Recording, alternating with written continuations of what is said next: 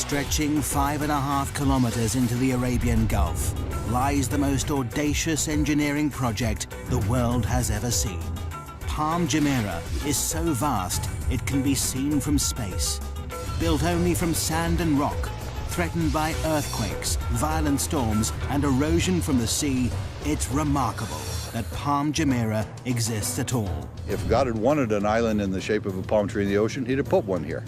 Engineers must race against time and battle constantly with the forces of nature. This is a megastructure they thought could never be built. August 2001. The Arabian Gulf is a massive activity. Dubai is building one of the biggest man-made islands in the world. Engineers have a daunting task ahead of them because this is a construction like no other. All structures stand in defiance of nature. Most are built from concrete and steel, materials that are artificially strengthened. But this massive island is being constructed out at sea, using only natural materials, sand and rock.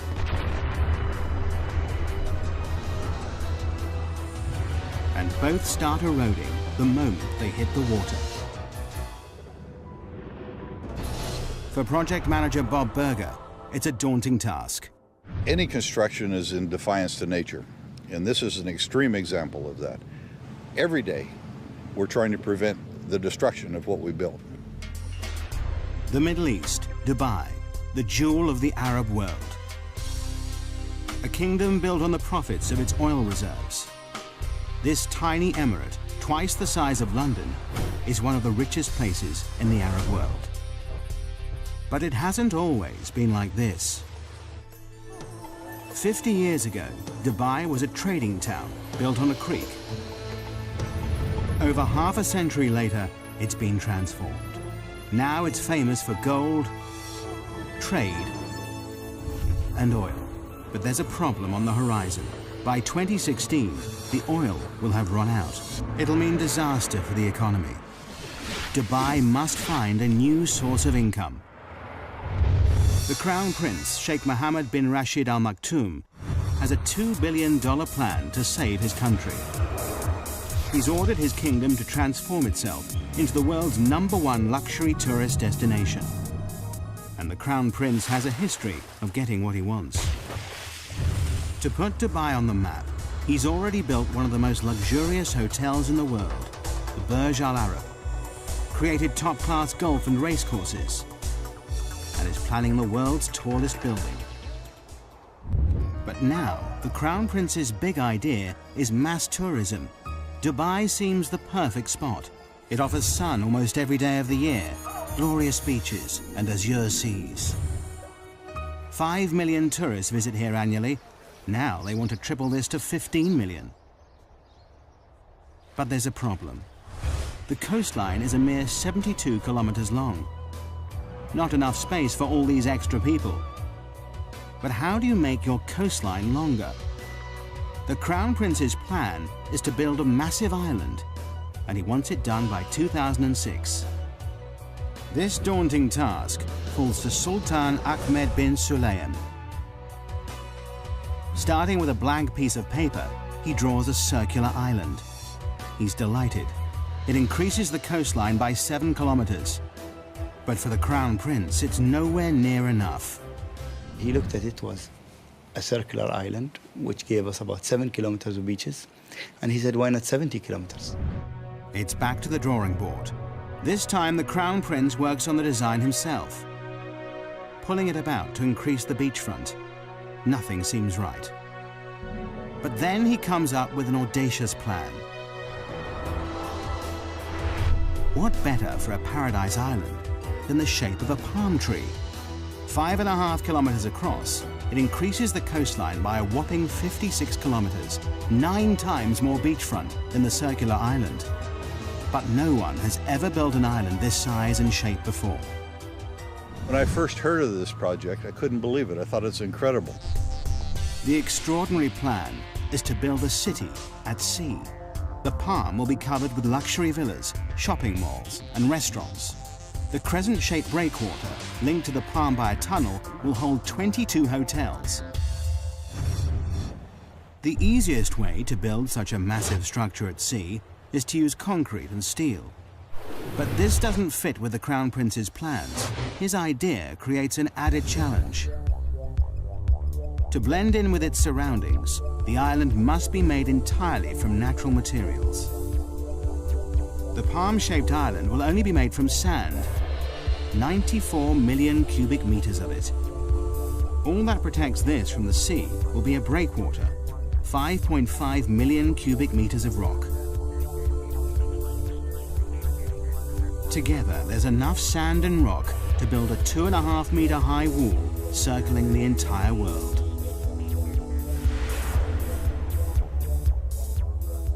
This may be the only place in the world where something like this could be done, to have the vision and then the courage to carry it through. To make this audacious plan a reality, Dubai needs the best engineers on the planet. A worldwide search leads to Northern Europe and Holland. Experts in land reclamation, the Dutch have increased Holland's landmass by 35%. The Dutch team are immediately booked for the job. The first thing they must prove is that it's possible to build an island out in the Arabian Gulf and that it'll stay there. They know the only way to keep the island in position is to surround it by a breakwater. But just how big does this sea defense need to be? To find out, researchers must calculate the strength of Dubai's storms, the height of the waves and tidal surges, and what effect global warming will have in raising the sea level.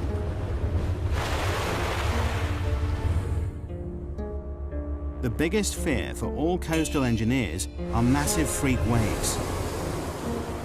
These waves build up over long distances, pushed by persistent winds and large currents. They destroy nearly everything in their path. But the island builders are lucky. The research team has worked out that the Arabian Gulf is the perfect place to build this megastructure. On average, the Gulf is only 30 meters deep, and it's only 160 kilometers wide. It's too short and too shallow for catastrophic waves to build up. But the team know they will get Shamal storms. Every winter, these intense northerly storms bring high winds and 2-meter waves that will batter the structure. Researchers must also factor in the worst-case scenario, the storm that hits once in 100 years.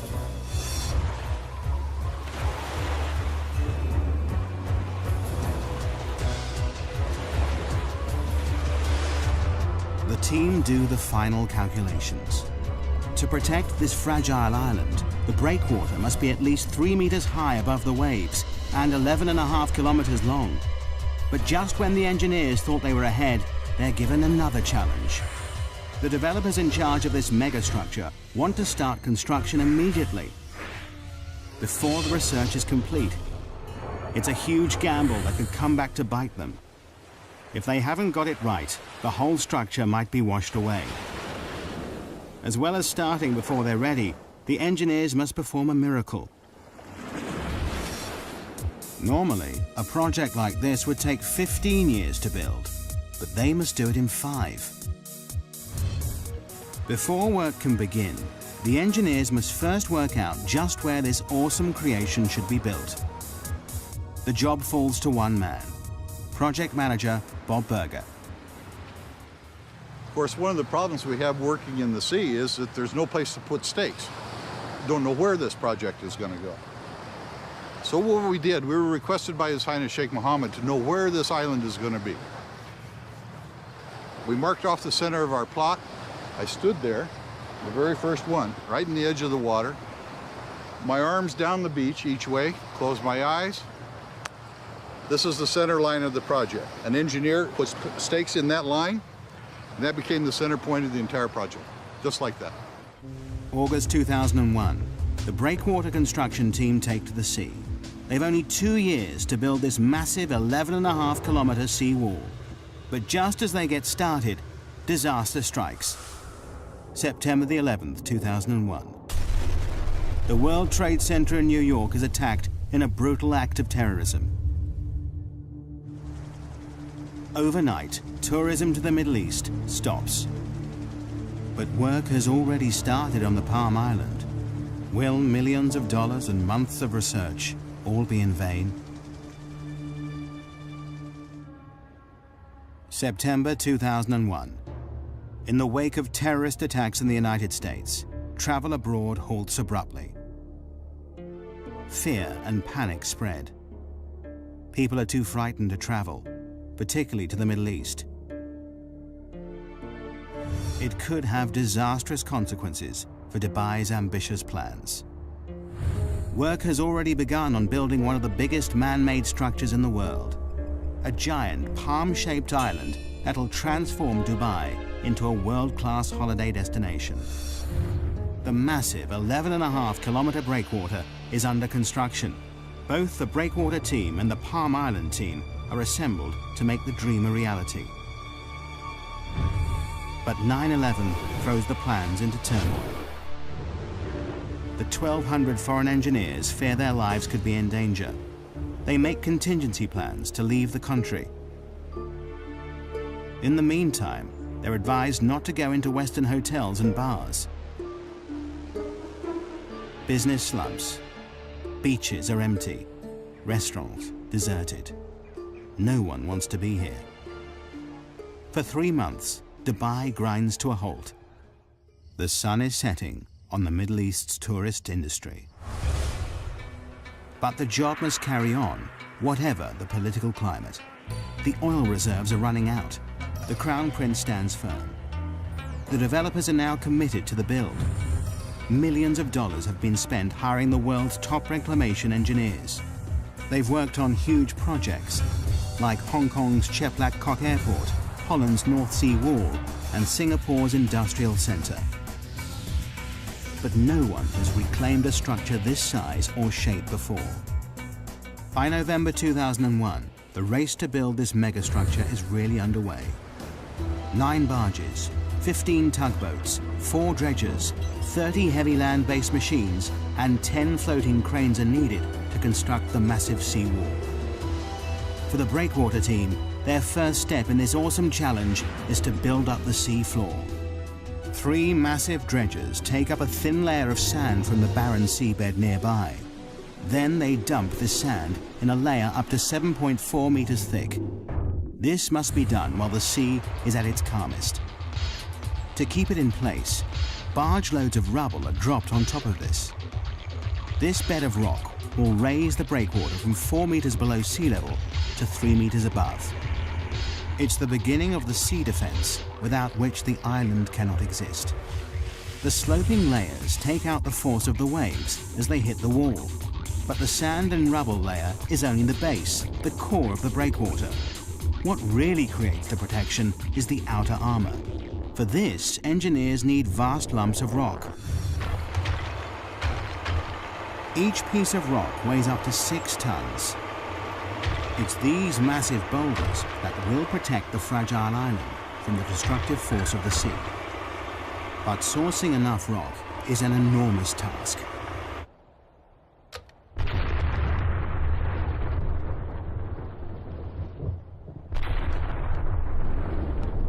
Excavation teams spring into action in 16 quarries across the United Arab Emirates.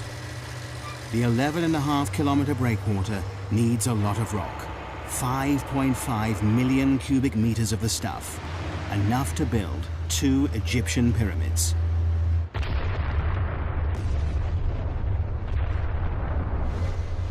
Rock is blasted out of the mountains night and day.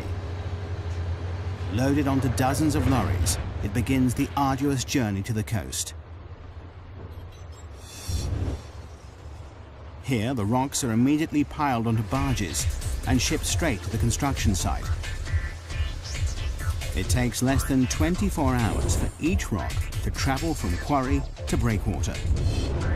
24/7, this floating conveyor belt delivers up to 40,000 tons of rock per day, nearly the same weight as 2 aircraft carriers.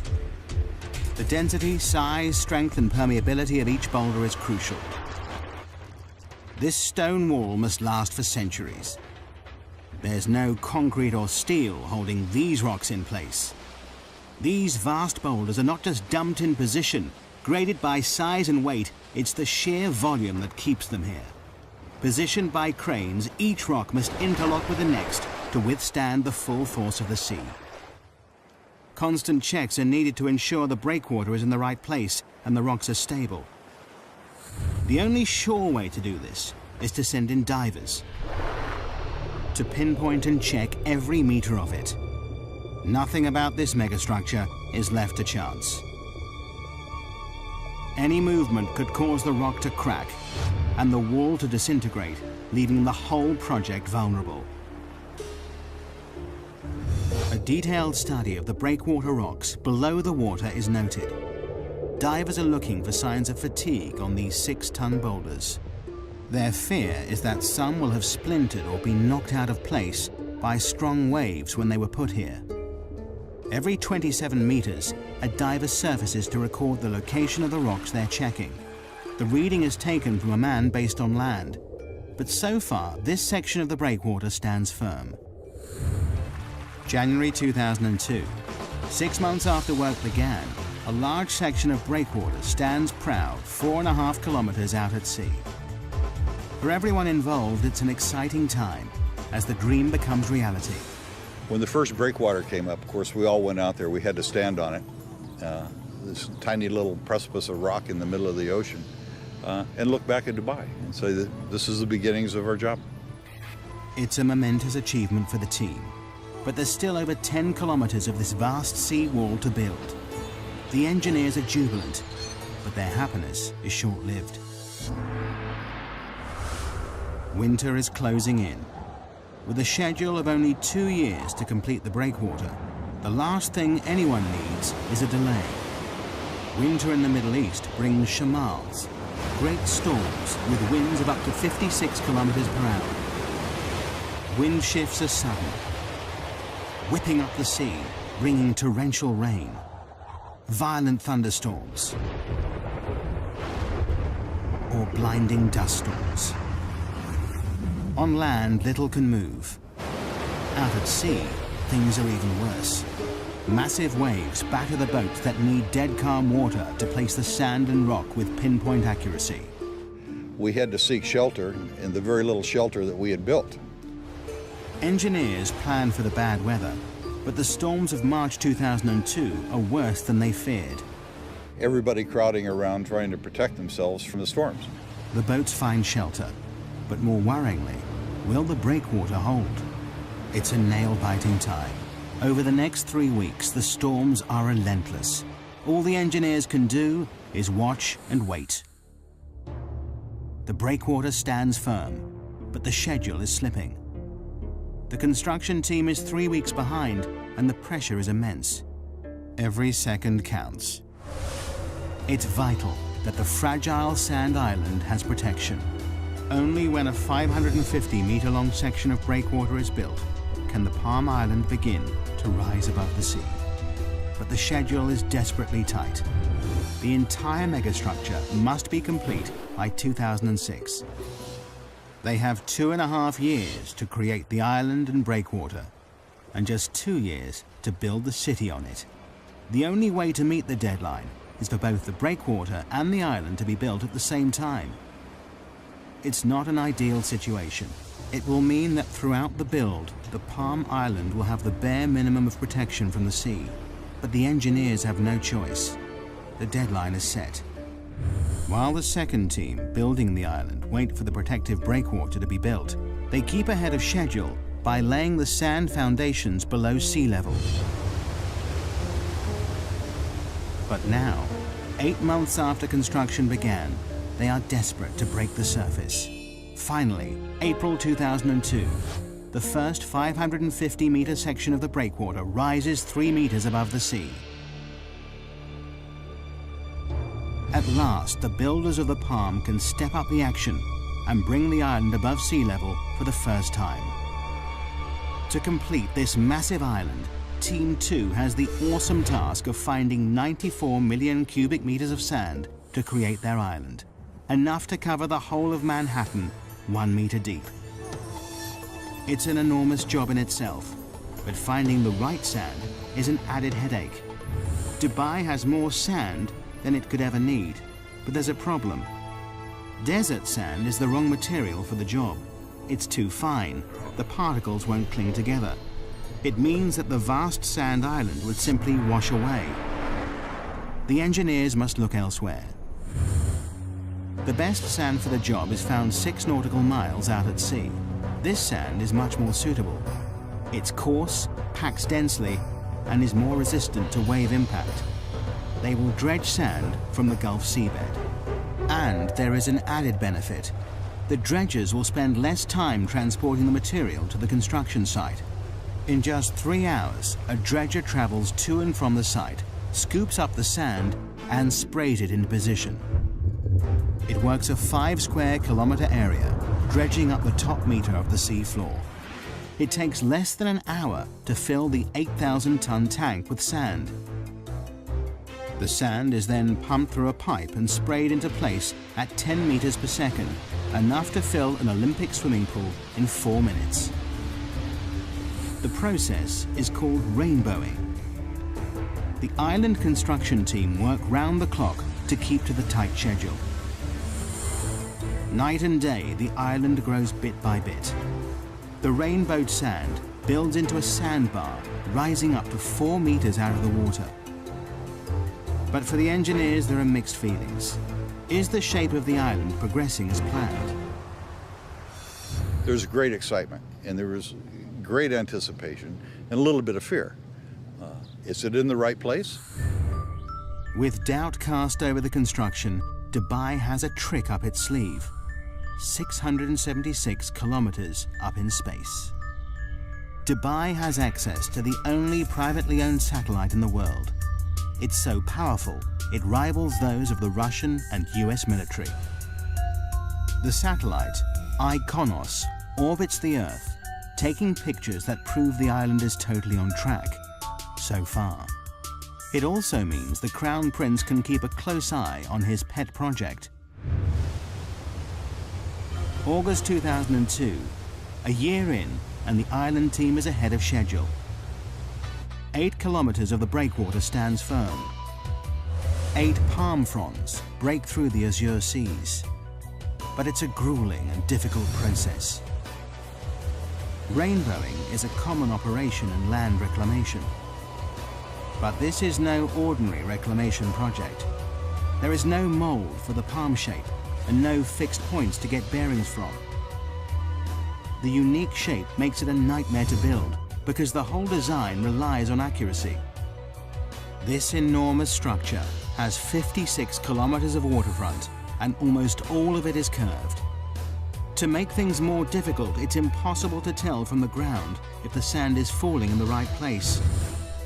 The only way to complete this task is to use state-of-the-art technology. Prior to GPS, we couldn't have done this job. There are only 2 straight lines in this project. All the rest of them are curved. It's all down to a team of 5 men who walk the perimeter of the island every day as it takes shape. It's grueling work. Summer temperatures reach a searing 48 degrees Celsius. Humidity hits 95%. With heavy packs strapped to their backs, these mobile receivers create a grid reference for the island.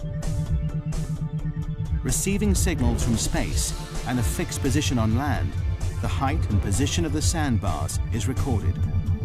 With these coordinates, dredgers can sail into the exact position and rainbow the sand with pinpoint accuracy.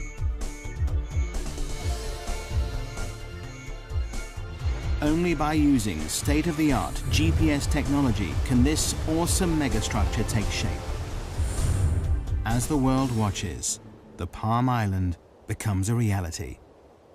At the same time, faith in this tiny emirate is restored. Post 9/11, Dubai emerges as a safe haven in the Middle East. The beaches fill up again. Business resumes. The Crown Prince's gamble to continue construction has paid off.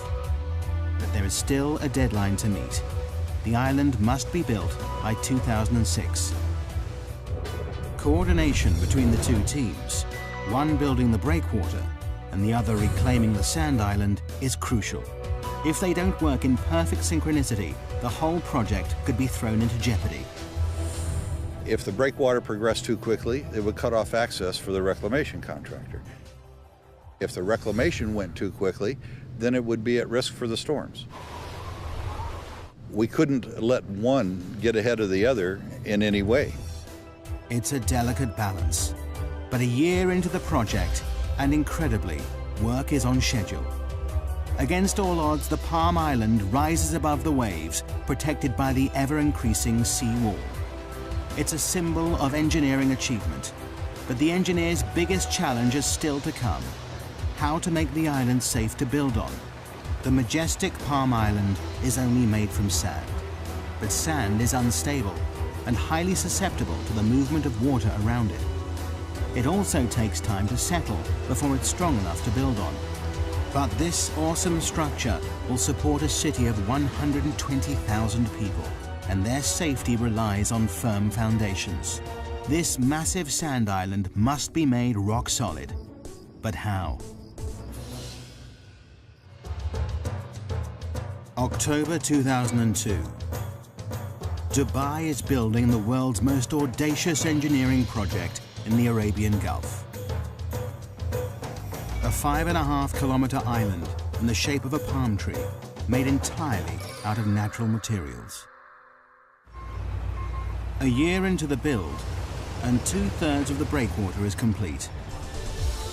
8 kilometers of massive rocks piled 3 meters above the waves, backed by 200 meters of beach that will eventually carry 22 hotels. Behind this sea defense, the first 9 palm fronds made of sand rise above the water.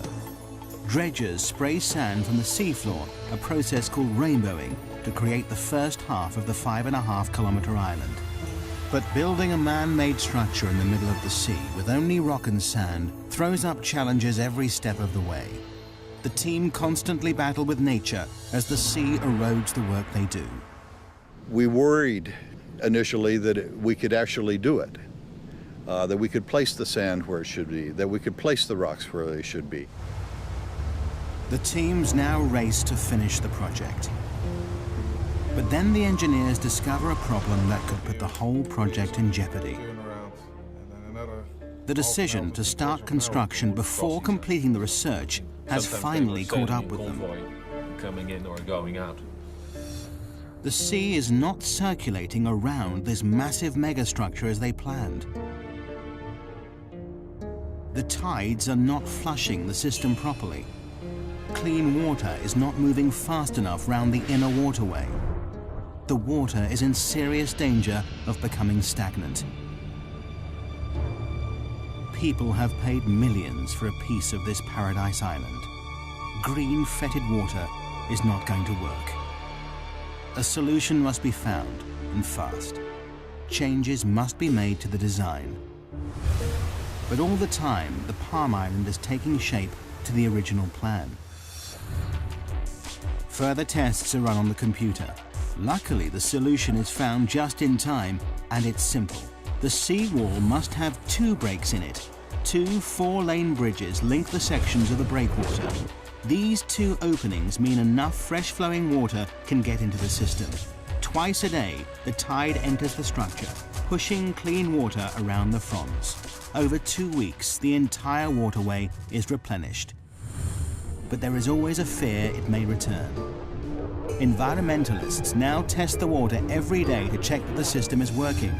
The return of algae and stagnant water is something they can't allow. With the water quality assured, the project is back on track. Teams race to finish the structure. 7 dredgers rainbow the sand, creating the last few palm fronds. Floating cranes lift the final rocks into place. By August 2003, the breakwater is complete. An awesome 5.5 million cubic meters of rock now holds back the full force of the sea. 2 months later, in October, the island reclamation is finished.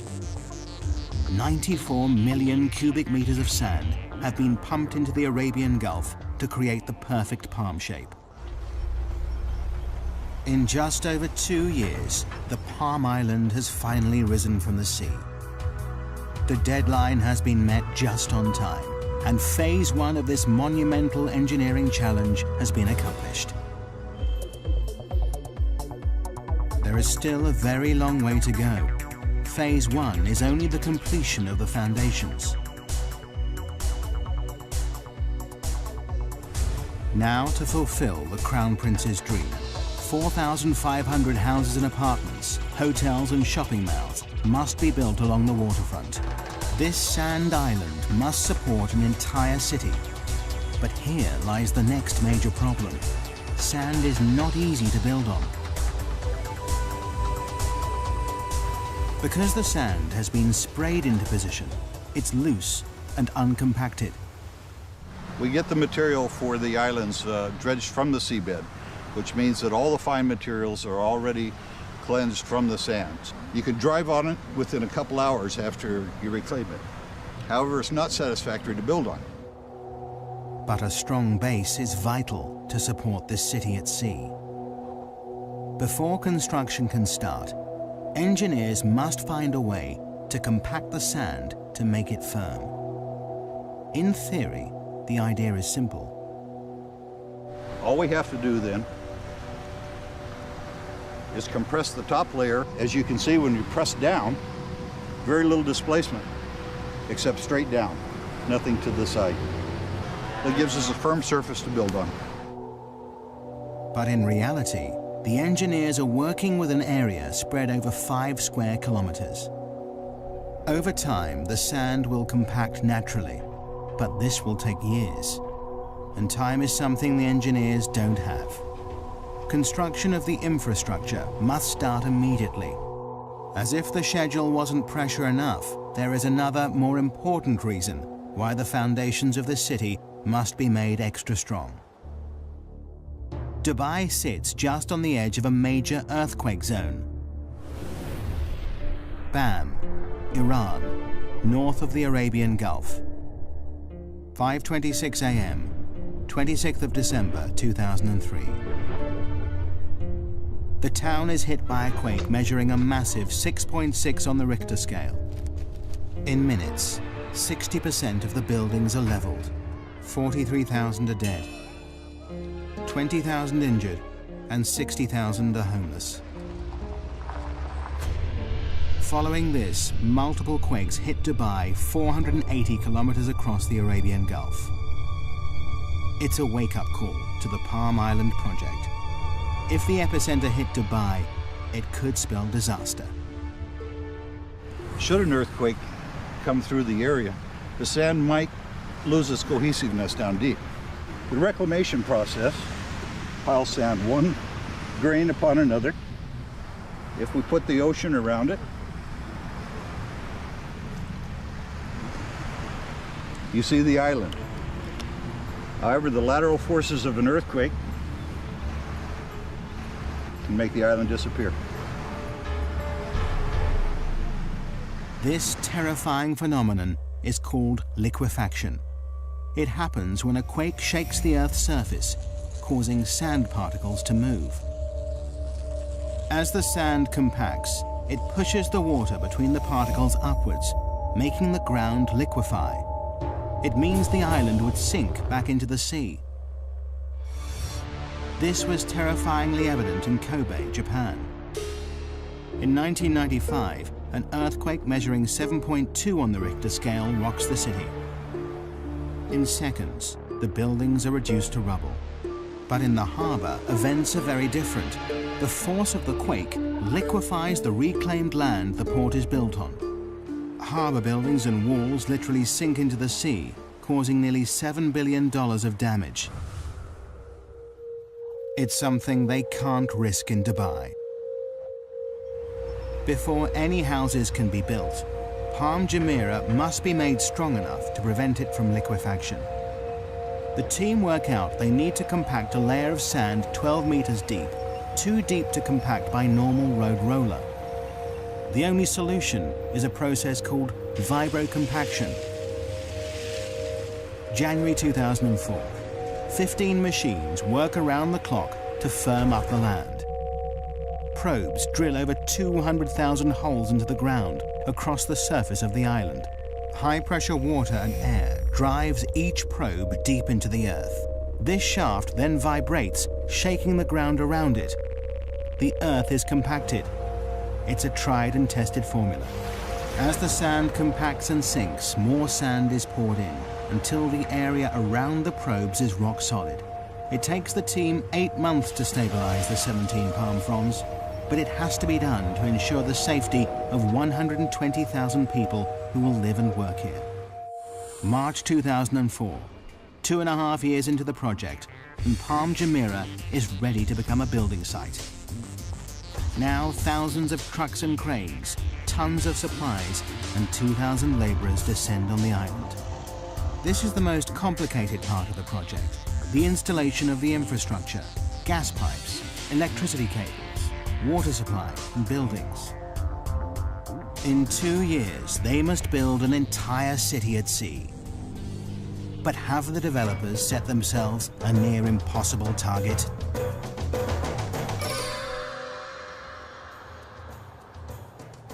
January 2005. One of the world's biggest man-made structures has reached a critical stage. After 2 years, the island foundations rise out of the sea. Now engineers turn their attention from sand and rock to concrete, glass and steel. They're building an entire city out at sea in just 2 years. Nothing like this has ever been attempted before. For project manager Scott Hutchinson, building the apartments is a massive logistical nightmare. I've probably worked on 3 or 4 other billion-dollar projects before, but this is without a doubt the biggest and the most complex that I've ever seen. And I can't imagine other projects being any more complex than this. 850 buses ferry the 40,000-strong Asian workforce on and off the island in 2 12-hour shifts. They'll work in grueling temperatures of up to 48 degrees Celsius. As well as thousands of people, millions of tons of concrete and steel are shipped in from around the world and driven onto the Palm. 51 different contractors build houses, roads, canals, shopping centers, sewage plants, and each part of the jigsaw must meet the next perfectly. To stay on schedule, all the materials must arrive on site exactly on time, and they will go to any lengths if they don't. If material isn't showing up from overseas, you put somebody on a plane and fly the guy out there to get it done. You don't wait, you don't sort of react, you just get out there and try and be proactive, because otherwise a job this size never gets done. Supply is not the only problem. Installation of the utilities and pipelines is a massive headache.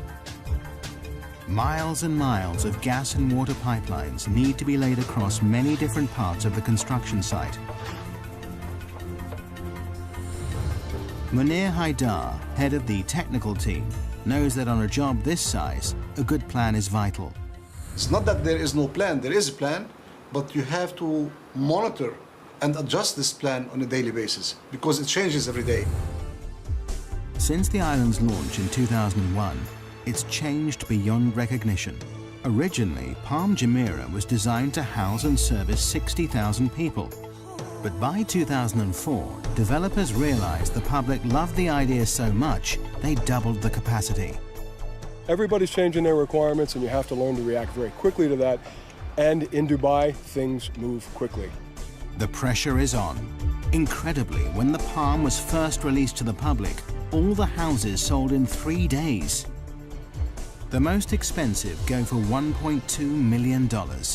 David Beckham and the England football team are amongst the owners. Now, 3 years on, the residents want to move in. There are over 1,800 villas to build on the palm fronds, enough to stretch the Champs-Élysées in Paris 14 times. The delivery date looms nearer, and many of the houses are still at ground level. The schedule is slipping, but the Crown Prince has promised the world a luxury location by 2006. The deadline must be met. To add to the pressure, the design of the palm trunk gets more elaborate every year. This 1.6-kilometer stretch will carry at least 8,000 villa and apartment complexes, 220 shopping malls and restaurants, and the developers are still threatening more. A new plan is the 36-story Palm Tower, more space for shops, restaurants, and 450 deluxe apartments. But all this extra development comes at a price. The deadline for the trunk has slipped to 2008. Well, I guess one of the best parts about it is that when you get frustrated of all the challenges and the paperwork and the meetings and everything that goes with building a project like this, you come outside, you see the sunset, you see the sea, and you really realize not only is it an amazing project, but it's an amazing setting. But this awesome setting creates hidden problems for the engineers. With Phase 1 complete, the island reclaimed, the Palm now faces its biggest enemy, the environment. Nature will permanently try to destroy anything built in its way. The bigger the megastructure, the bigger the problem. From the start of construction, there has been one issue engineers know they will face: the problem of erosion. All beaches are constantly affected by waves, but with a man-made island, the problem is exaggerated. These beaches are not naturally replenished with sand by the sea. If nature won't do it, someone has to. Otherwise, the whole island will be washed away. Only now the island is complete can they see the full extent of the problem. Engineers have studied every meter of the Palm's 56-kilometer coastline, analyzing the effect the waves have on its shape. The results show the sand is gradually being washed away in some places and built up further along the structure. Left unchecked, the beaches will no longer be straight, and Paradise Island will fail. But the engineers are confident that through constant maintenance, they can keep the intricate palm shape. Just when the developers think they've cracked the problem, an even bigger dilemma rears its head. Beach erosion is also affecting the Dubai coastline on a much bigger scale. Dubai is famous for its beautiful beaches. Could the success of the megastructure cause the mainland's downfall? Normally, the currents evenly push the sand along the coastline, keeping the beach straight. By building a massive structure so close to the shoreline, wave movement in the area has altered. The current is changing the shape of the coastline. In some places, sand is deposited, extending the beaches out to sea. In others, the beach is eroded away. And initial research shows some worrying facts. In some places, the shoreline could be eroded by 5 to 10 meters per year. Eventually, it could destroy mainland resorts, property, and roads. In time, the coastline will settle down. Nature and the structure will learn to live with each other. But this may take years.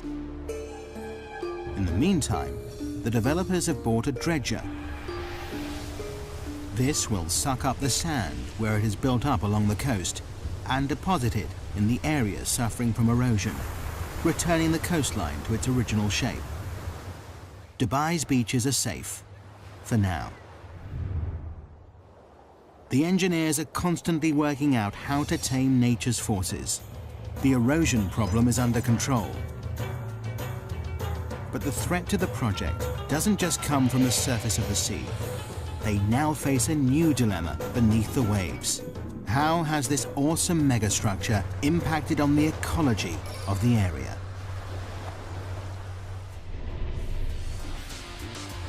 August 2005.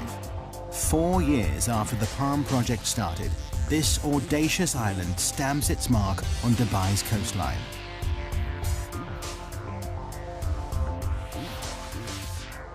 This was the first step, a big step, in putting Dubai on the map. But by pushing into unknown territory, building structures never built before, engineers face new problems all the time. Since the Palm Island's conception, environmentalists have been convinced the building of this megastructure would destroy local marine life, ruining one of its greatest selling points, the azure seas it sits in. For the developers, it's a problem they're constantly watching. Every 6 weeks, divers check the waters. Fish and corals are monitored and measured. But fears that construction may have destroyed this underwater world appear unfounded so far. In fact, this megastructure seems to be having the opposite effect. Not only is the marine life unaffected by dredgers removing a meter-thick layer of sand, But the breakwater has created shelter for fish and is attracting new species into the area. Now the palm developers are turning this to their advantage. They plan to build the largest artificial reef in the world. In June 2004, 2 jet fighter planes were dropped to the seafloor for people to dive on. There are even plans to sink a red London double-decker bus. In true Dubai style, they'll create something from nothing to rival the reefs of Australia, the Red Sea, and the Maldives. Even before the palm is finished, the Crown Prince is inspired by its success. Now he wants 2 more islands, each bigger than the last. Palm Jebel Ali is 1 year into construction. It's twice the size of the first, nearly 8 kilometers in diameter.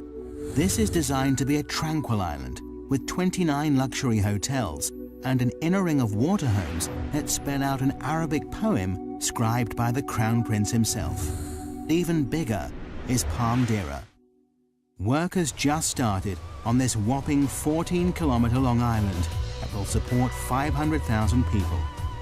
Although engineers have the confidence of knowing how to build these structures, they now have a more worrying problem: supply. To raise this island from the sea will take 1,500 million cubic meters of sand, 15 times the amount needed to build the first palm. Could this outrageous structure fall at the first hurdle because of lack of materials? Dredgers are driven further out to sea in search of enough suitable sand. But the engineers are confident that their goals are achievable. But just when they thought resources were stretched to the limit, the Crown Prince has the most outrageous idea of them all. To make Dubai the #1 tourist destination, he wants to build the world. 4 kilometers out at sea, hundreds of small islands are being constructed. Seen from the air, these islands will take the shape of the continents of the world. It's an even more complicated structure to build than the palm. This is not 1 island, but 300, and each one is different, varying in size from 5 acres to 20. The deadline for these exclusive private islands is 2007.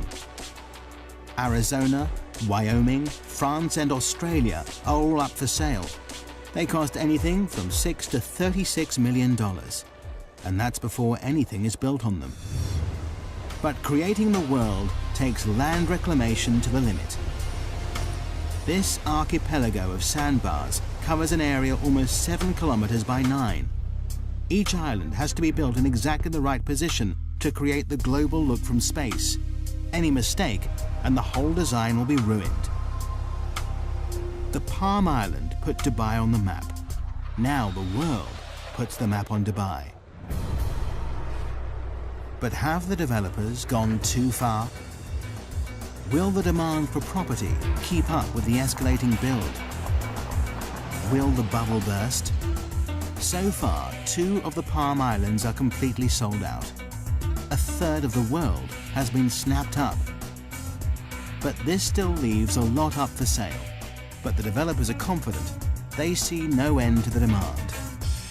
Megastructures are the latest craze. To top all plans, in January 2005, they launched the Dubai waterfront. This claw-shaped landmass won't just stretch far out to sea. It will also create 75 kilometers of waterfront, stretching into the desert.